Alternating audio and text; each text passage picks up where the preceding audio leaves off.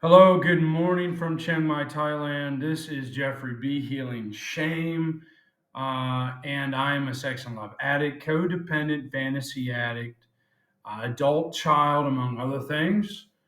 And boom, this is day two, no masturbation challenge. Look, let me just say this first of all. Here we are. The date is May the 12th. It's Mother's Day, technically here. Back home, not yet. Happy Mother's Day, Mom. Um, but look, why am I doing this? I'm not doing this. I'm not a view whore. I'm not doing this for views. I'm doing this for me. And I find there is a difference between when I do something for myself, it's not really generating a whole lot of views.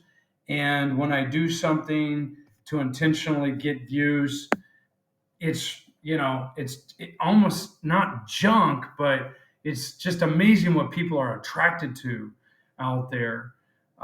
Just a little rant here. There's this black boy in China who's speaking Chinese. He's a dime a dozen in Guangzhou, bro. He's a dime a dozen. But because he's labeled it black boy speaking Chinese in China, he's got like over 60,000 views. I'm disappointed. I'm not jealous. I'm disappointed in humans and people in what they are attracted to. So, I don't care if anybody gets anything out of this. I'm doing this for me. If you get something out of it, awesome. If it helps somebody, that's wonderful. But I'm going to put Proverbs 12 on your screen. We're going to go from there. Just like we did before, ladies and gentlemen, transgender, queer, non binary, whoever or whatever you are, we're going to go with Proverbs 12 because it is May 12th, matches up accordingly. And here it is from the New Living Translation. Why am I doing this Proverbs? This is to commemorate, I don't know if that's the right word, at least to give credit to my older brother for getting me back into this. I want to give him credit. He's been doing an awesome job on his channel with all this Bible stuff, and it's really inspired me. So, here we go. Proverbs 12. To learn, you must love discipline. It is stupid to hate correction. The Lord approves of those who are good, but he condemns those who plan wickedness. Wickedness never brings stability, but the godly have deep roots. A worthy wife is a crown for her husband, but a disgraceful woman is like cancer in his bones. The plans of the godly are just. The advice of the wicked is treacherous. The words of the wicked are like a murderous ambush, but the words of the godly save lives. The wicked die and disappear, but the family of the godly stands firm. A sensible person wins admiration, but a warped mind is despised. Better to be an ordinary person with a servant than to be self important but have no food. The godly care for their animals, but the wicked are always cruel. A hard worker has plenty of food, but a person who chases fantasies has no sense. Thieves are jealous of each other's loot, but the godly are well rooted and bear their own fruit. The wicked are trapped by their own words, but the godly escape such trouble. Wise words bring many benefits, and hard work brings rewards. Fools think their own way is right, but the wise listen to others. A fool is quick tempered, but a wise person stays calm when insulted. An honest witness tells the truth, a false witness tells lies. Some people make cutting remarks, but the words of the wise bring healing. Truthful words stand the test of time, but lies are soon exposed. Deceit fills hearts that are plotting evil. Joy fills hearts that are planning peace. No harm comes to the godly, but the wicked have their fill of trouble. The Lord detests lying lips, but he delights in those who tell the truth. The wise don't make a show of their knowledge, but fools broadcast their foolishness. Work hard and become a leader. Be lazy and become a slave. Worry weighs a person down. An encouraging word cheers a person up. The godly give good advice to their friends, the wicked lead them astray. Lazy people don't even cook the game they catch, but the diligent make use of everything they find. The way of the godly leads to life. That path does not lead to death. And here is our State of Grace SLAA Daily Meditations, May 12th, The One. The power of my long denied emotional yearnings for love completely overwhelmed me. My lover, I thought, was my one and only, the one light in my life, made in heaven for me. That's from SLAA Basic Text, page 4.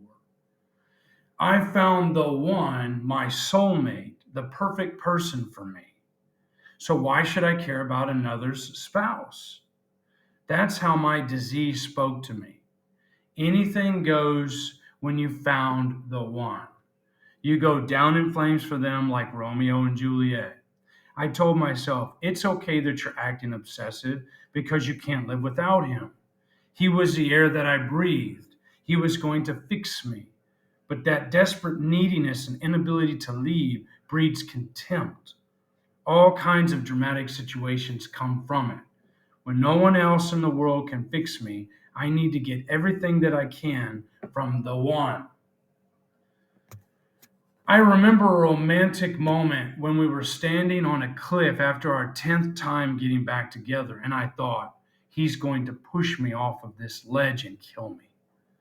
That's how frustrated we were with the affair.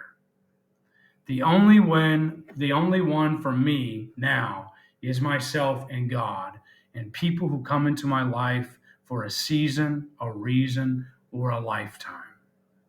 Because of my work in SLAA, I will leave if it's not healthy. There is more than one person in the world. And here's our mantra, our affirmation, our meditation.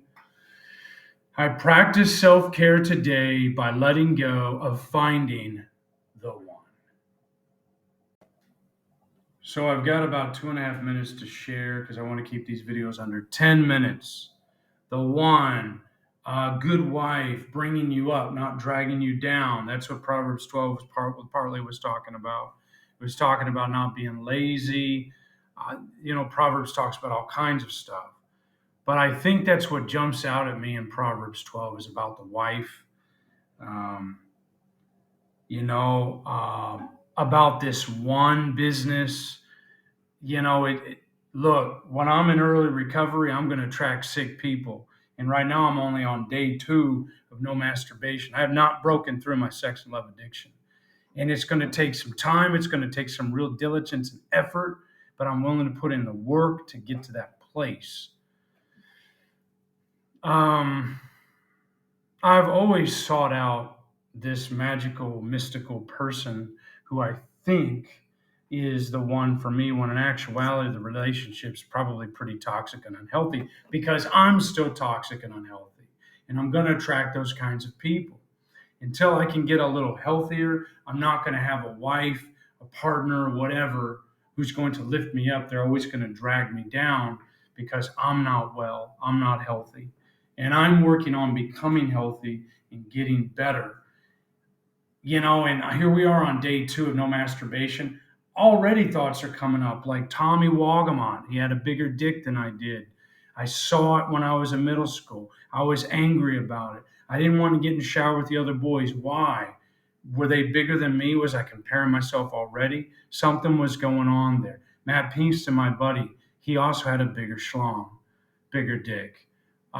Didn't like it. Felt insecure. I was like, what's wrong with me? Nobody ever told me you're magical boy. You're built exactly how you're supposed to be made. And nobody told me that. I was never reassured. I was never validated. I was a kid and I should have been.